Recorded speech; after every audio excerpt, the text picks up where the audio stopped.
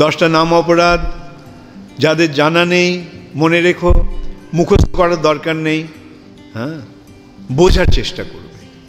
বোঝাটা কঠিন, বোঝাটা সহজ, মুখস্থ করাটা কঠিন, তাই না? বোঝাটা সহজ, হ্যাঁ, কিন্তু মুখস্থ করাটা কঠিন। রান্না করাটা কঠিন, খাওয়াটা সহজ, তাই না? হ্যাঁ, তৈরি করাটা কঠিন, কিন্তু সেটা গ্রহণ করাটা সহজ। সহজই ওটা গ্রহণ করো, বুঝে নাও কি কি। প্রথম থেকেই বৈষ্ণব নিন্দা করবে না, ঠিক আছে? মনে থাকবে, হ্যাঁ, বৈষ্ণবদের নিন্দা করলে নামের কৃপা লাভ হবে না। দেবদেবীদের ভগবানের সমান বলে মনে করবে না, হ্যাঁ, গুরুদেবের আদেশ অমান্য করবে না, হ্যাঁ, বেদের যে বৈদিক শাস্ত্রসমূহ যে আছে সেগুলোর নিন্দা করবে না, হ্যাঁ, সহজ সরল ব্যাপার, তাই নয় কি? এগুলো এটা তো যে কেউ বুঝতে পারে, ভক্তিপথে এসে এটা যে কেউ বুঝতে পারে, এগুলো করণীয় নয়। তারপর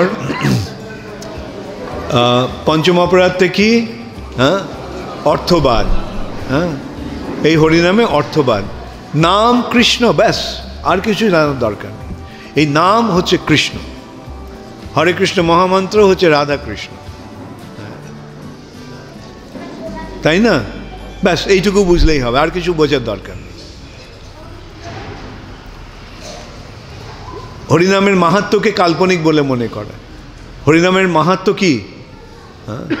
এই নামের প্রভাবে ভগবত ধামে ফিরে যাওয়া যায়, এই নামের প্রভাবে জড়জগতের সমস্ত পাপ থেকে মুক্ত হয়ে যাওয়া যায়। এইটাই হচ্ছে নামের মাহাত্ম্য।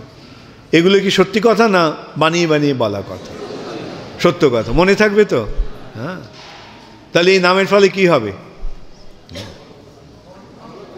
আমাদের চেষ্টা করতে হবে মৃত্যুর সময় যাতে আমরা নামটাকে স্মরণ করতে পারি। বাংলায় বলে না, মরণকালে কি করতে হবে? অন্তে নারায়ণের স্মৃতি। অন্ত, অন্ত মানে শেষ সময়, শেষ সময় মানে মৃত্যুর সময়, নারায়ণকে স্মরণ করতে হবে। আমরা দেখি তো যখন মৃতদেহ নিয়ে যাওয়া হয় শ্মশানে, কি বলতে বলতে যাওয়া হয়? বলো হরি হরি বল। তো সেটা মরার পরে নয়, মরার আগে বলতে হবে। হ্যাঁ, হ্যাঁ, হরি বল, ভগবানের নাম, হ্যাঁ, সারা জীবন ধরে করতে হবে যাতে মৃত্যুর সময় আমরা মনে রাখতে পারি। চাও কি মনে রাখতে মৃত্যুর সময় ভগবানের নাম? তাহলে কি করতে হবে? জীবন্ত অবস্থায় কি করবে? যখন বেঁচে আছো তখন কি করবে? হরিনাম করবে, যাতে মৃত্যুর সময় হরিনাম করতে পারি, তাই না? মৃত্যুর পরে নয়। বলো হরি হরি বল হলে চলবে না। হ্যাঁ, বলো হরি হরি বল বললে তো ভূত প্রেতগুলো চলে যাবে, হ্যাঁ, কিন্তু প্রকৃত সদ্গতি হবে না, ভগবানের ধামে ফিরে যাওয়া যাবে। তাহলে হ্যাঁ, এইভাবেই কখন নামের বলে পাপ আচরণ করবে, পাপ করবে, 4টে নিয়ম পালন করবে, ব্যাস, তাহলেই হবে, তাহলে আর পাপ হবে না। হ্যাঁ, কোনো অসুবিধা হচ্ছে না তো? হ্যাঁ, বাঙালিদের আমি জানি একটা ব্যাপারে ভীষণ অসুবিধা হয়। হ্যাঁ, কোন ব্যাপারটা হয়েছিল? কি মাছ মাংস ছাড়াটা অসুবিধা হয়ে যায়। আত্মীয় স্বজনদের বাড়িতে গেলে ওরা জোর করে খাওয়াতে চায়, তাই না?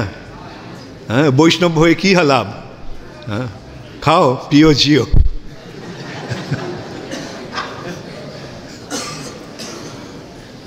যাবৎ জীবেত সুখম জীবেত ঋণং কৃত্বা মৎস্য ঋণং কৃত্বা মৎস্য আহার করিবে না, সেরকম ইয়ে নয়।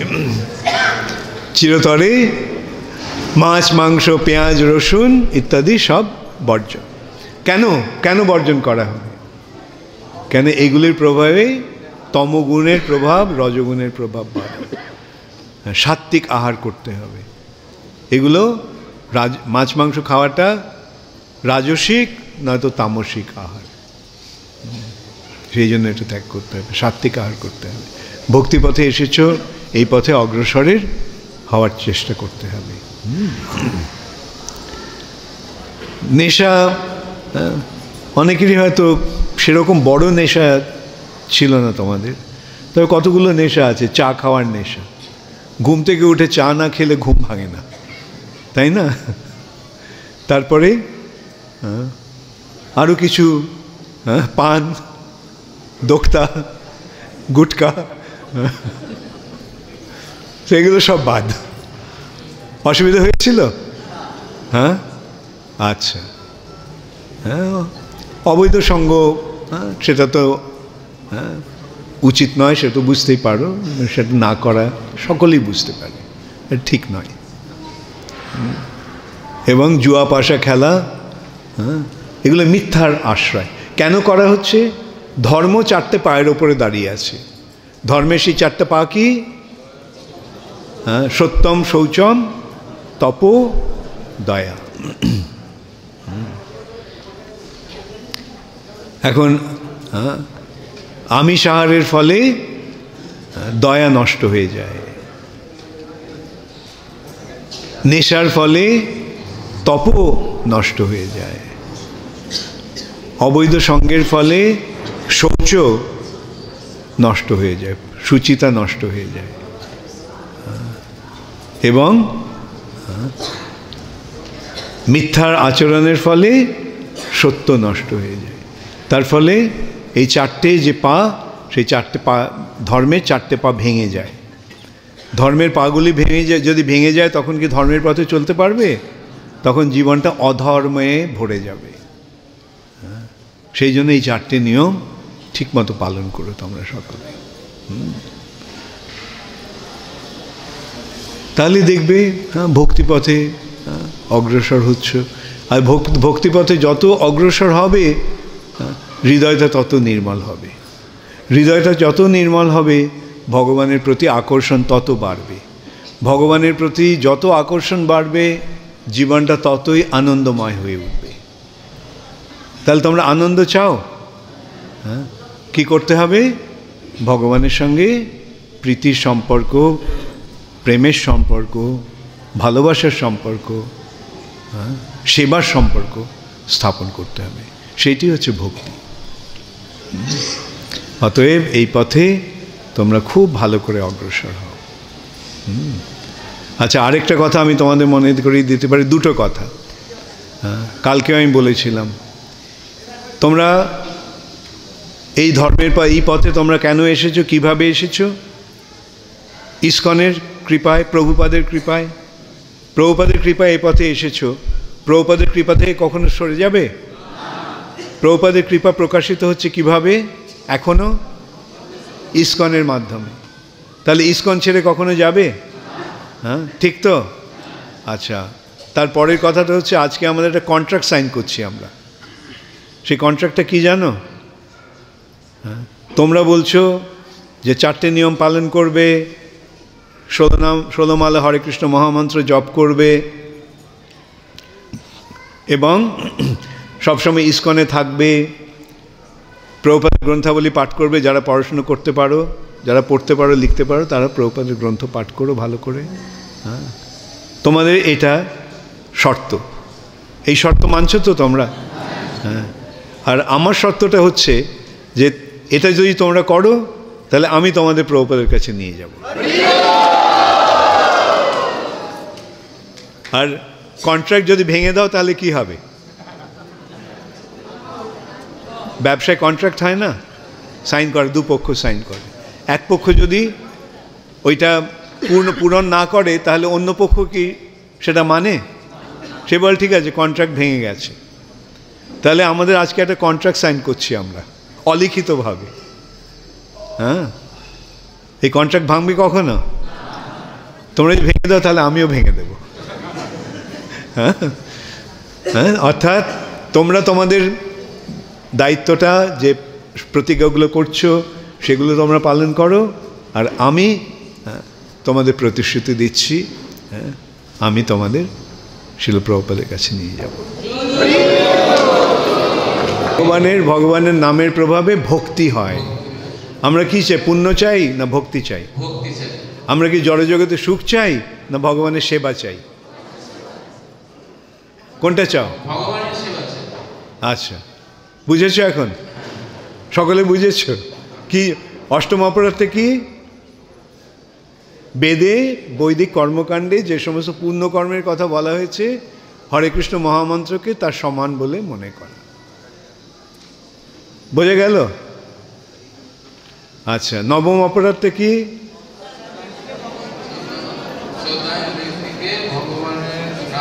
আচ্ছা, তুমি মাইকটা অন্য কাউকে দিয়ে দাও। ঠিক আছে, ও বলে দিয়েছে, শ্রদ্ধাহীন ব্যক্তির কাছে ভগবানের নামের মহিমা প্রচার করা। সেটা করবে যারা শ্রদ্ধাহীন, তাদের কাছে না বলাই ভালো। হ্যাঁ, তাদের এড়িয়ে যাওয়াই ভালো। তবে প্রচারের ক্ষেত্রে অনেক সময় শ্রদ্ধাহীন ব্যক্তির কাছে আমরা বলি ভগবানের নামের মহিমা। আচ্ছা, আর দশম অপরাধটা কি? ভগবানের নামের প্রতি পূর্ণ বিশ্বাস না থাকা এবং তার অগাধ মহিমা শ্রবণ করার পরেও বিষয়াসক্তি বজায় রাখা। তার মানে আমি ভগবানের নাম করছি, কিন্তু আমার আপনি একদিন পাঠে বলছেন যে আপনার টেবিলের উপরে একটা চেক হয়ে গেছে, তার রিটায়ারমেন্টের সমস্ত টাকা পয়সা। তো সেই রকম কিছু যে আমি ভগবানের নাম করছি কিন্তু আমার তার প্রতি পূর্ণ বিশ্বাস নেই, আমি বিষয়াসক্তির মধ্যে বন্ধ হয়ে আছে, টাকা পয়সা সমস্ত নেই। তো কি করবে? নাম করে টাকা পয়সা ছেড়ে দেবে সব? কাকে দেবে? ভগবানের সেবার জন্য আমরা চলে দেবো। আচ্ছা, কত টাকা আছে তোমার কাছে? যখন কিছু নেই তখন বলাটা সহজ, যখন টাকা আসবে তখন আমি জিজ্ঞাসা করব। বসে, হরে কৃষ্ণ। হ্যাঁ, আর আরেকটা হচ্ছে অপরাধ হচ্ছে হ্যাঁ অনবধানে নাম করা। হ্যাঁ, যখন নাম করবে কিভাবে করবে? অবধান মানে কি? মনোযোগ। হ্যাঁ, অবধান। আর অনবধান মানে অমনোযোগী হয়ে নাম করা। মুখে নাম করছি, মনটা কোথায়? হ্যাঁ, মনটা চলে গেছে বর্ধমানে।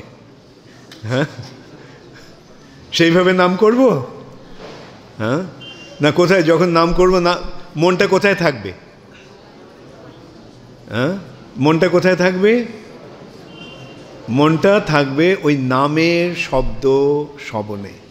মনটা থাকবে কানে। যখন নাম হচ্ছে, মনটা কোথায় থাকবে? আর সেই কান দিয়ে কি শুনতে হবে? সেই হরে কৃষ্ণ মহামন্ত্র যেটা জপ করছো সেটা শুনবে।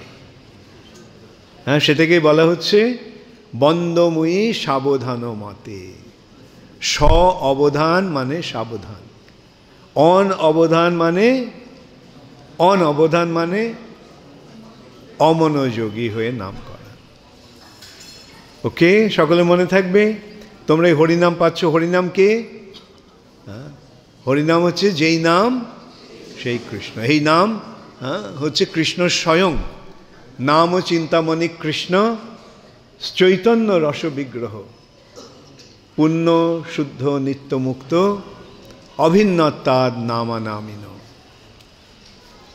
এই নাম হচ্ছে চিন্তামণি সদৃশ্য। নাম ও চিন্তামণি কৃষ্ণ চৈতন্য রসের বিগ্রহ,